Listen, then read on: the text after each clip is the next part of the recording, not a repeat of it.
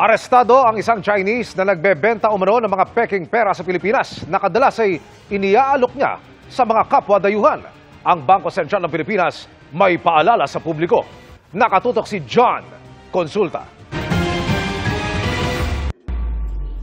Pagkatanggap ng pera ng kanilang target, pinalibutan ng NBI Cybercrime Division at Bangko Sentral ng Pilipinas ang dayuhang ito.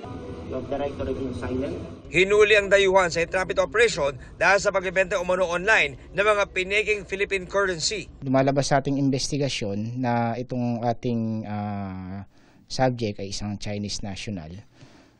Overstaying na siya dito sa Pilipinas. Isa sa mga ibinebenta niya dito ay yung ating bagong series ng pera, yung polymer banknotes natin. Yung 100 pieces na 1,000 peso bill, binebenta niya ng 33,000. Kaliwaan yun. Kaliwaan, cash basis. Ayon sa NBI, kadalasang binebenta ng suspect ang kanyang mga kapwa dayuhan.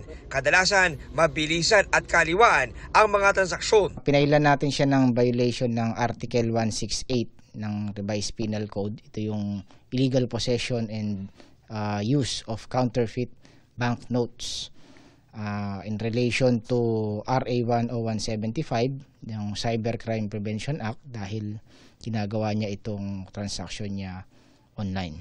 Paalala ng mga otoridad sa ating mga kababayan. Maging listo at mapanuri, lalo na ngayon nga, malapit ng panahon ng Kapaskuhan. Suriin po natin yung mga pera na tinatanggap natin. Paalala ni BSP, maging mapagmatsyag tayo sa mga fake money, especially nowadays na halos lahat ng bagay ay ibinibenta na online.